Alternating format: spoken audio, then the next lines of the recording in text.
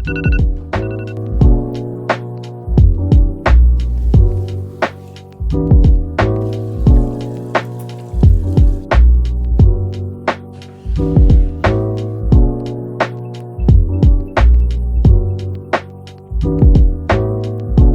I'm starting this week with a meeting, so I'm putting a face on and trying to look presentable for them. And basically this meeting is about this mentorship scheme that I want to be involved in, and it's just basically to help British, East and Southeast Asian performers, artists, creatives, anyone in the industry. And this whole mentorship scheme is just for people to connect and to work together and be one as a community, and I think it's an incredible idea and I really want to be involved with this. And so hopefully if this meeting goes okay, because I'm talking to two of the members of their team today, just just to talk and just to get to know them and get to know this whole scheme, and for them to get to know me as a performer, as an actor. Yeah, I think it'll be just a nice little conversation, a chat. And so I thought it would be just a nice idea for this whole video is if I just take you guys along with me for a week in my life as an actor, and you guys can know the reality of being an actor in 2021. It's not cut out as you think it is. It's much more challenging, especially mentally. It's mentally more challenging than you think, to just keep going and keep pushing. But no, let's not get all dwelling on this. I'm sure I can discuss this more later on in the week. But yeah, so today is just a meeting and I think it'll be chill and relaxed. I'm gonna finish up my makeup now, so makeup is done. I look halfway presentable to show my face on camera. And so let's get to this meeting. I've got 40 minutes to just get ready. And I think it's just a really chill meeting, but still, it's just like, whew, it's okay. I'm not nervous. Oh. Meeting's gonna start literally any minute now. So I'm just logging on to Zoom. Whew. Nervous. Hello. Hi, Alice. That was intense. Bye.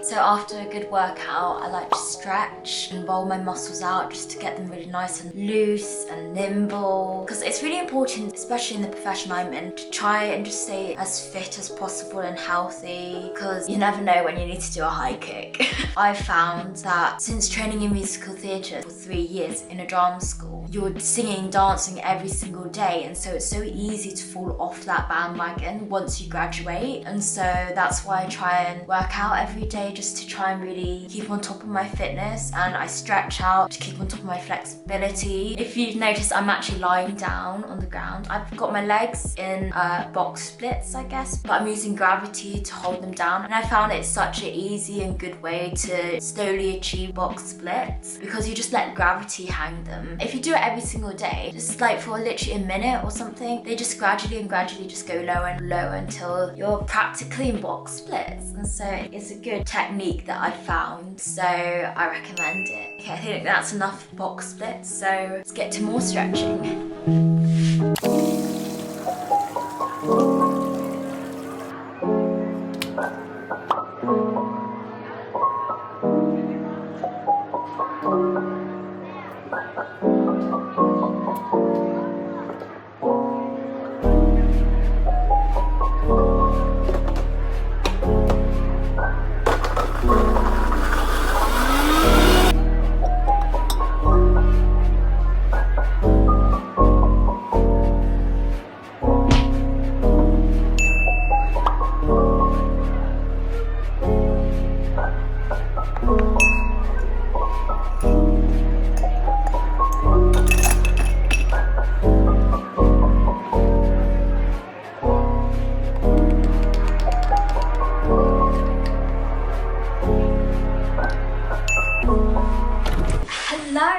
It's Wednesday today and I have a singing lesson on Saturday, and he's tasked me to find a rock pop song. And so I've got out some of my repertoire, all these sheet music. I'm gonna go through it and see if I can find any rock pop songs that I want to do with my singing teacher. I thought today would just be a nice revision day to look back on my sheet music. We can find a rock pop song together. Yes, I'm just gonna be filming on my phone. So I actually do have a specific rock pop folder order. And so the first half is ballads, and then if you look on the other, it's up tempo. So that's how I sort of categorized my folders. Right, this is a maybe when I look at you. So let's go to my laptop and see if I can find any other songs that I can think of. The trouble is, you think you know songs until you want to actually properly sing them, and then you're like, oh shit, I don't know the lyrics at all. This is quite a rock poppy song, isn't it, since you've been gone? But everyone knows it. I think there's a song by Avril Lavigne. She's very rock poppy, isn't she? But he said, definitely find a song that has a storyline through. Because obviously, if you're doing it for musical theatre, every song, you know, it has the story. You're singing for a reason. I think I might do Thinking of You by Katy Perry for my singing lesson. It's a nice rock pop ballad with a beautiful, heartbreaking story. And it's already in my repertoire, like, look at it. It's here, I got the sheet music. Alright, I'll message my singing teacher to let him know what song I've chosen. So now that I've chosen the song, I'm going to relearn it because I haven't touched that song in a long time, and so I just got to get familiar with this song again. And so I'll be doing that for the rest of the week, just trying to relearn this song. So we just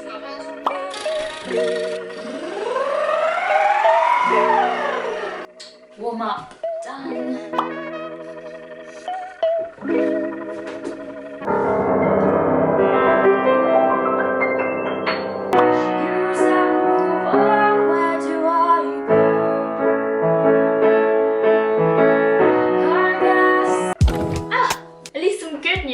My dad's tested negative for COVID.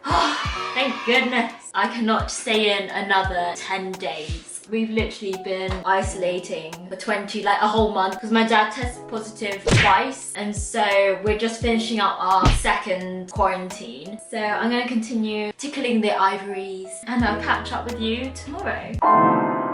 What a lovely sound. Happy Lunar New Year! Woo! It's the year of the ox, which means I've looked it up, guys. I've looked it up. It can be seen as symbolizing confidence, power, stability, determination, and even stubbornness. And I think definitely this year we need some determination and stability and power and confidence.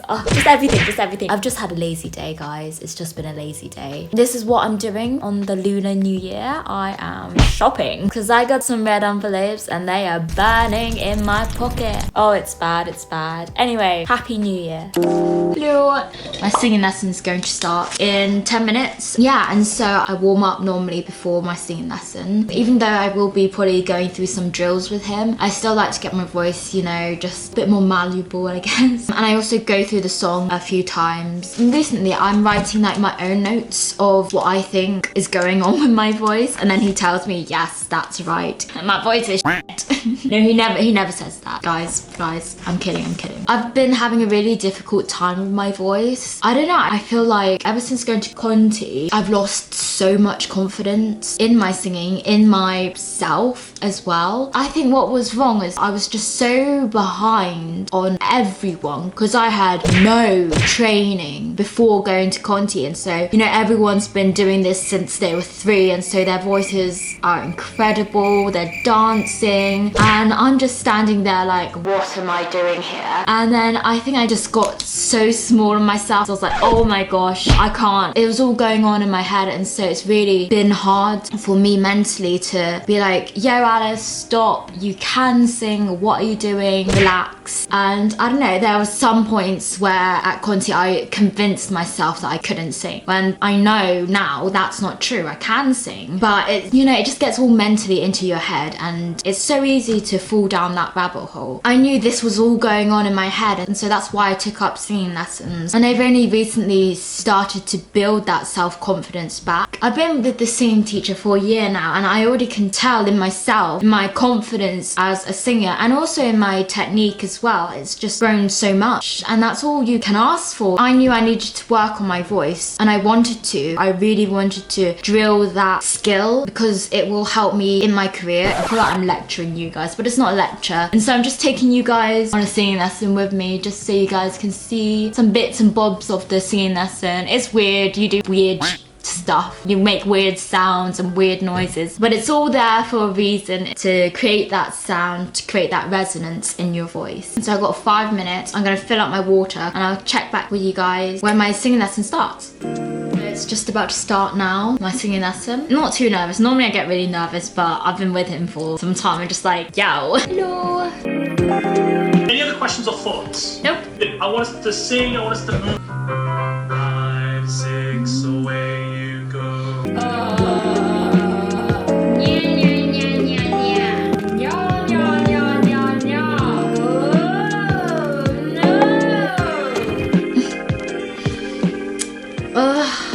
Can you see it's just so easy to fall back in yourself? But I know I'm doing it. Oh, the joys of being a performer.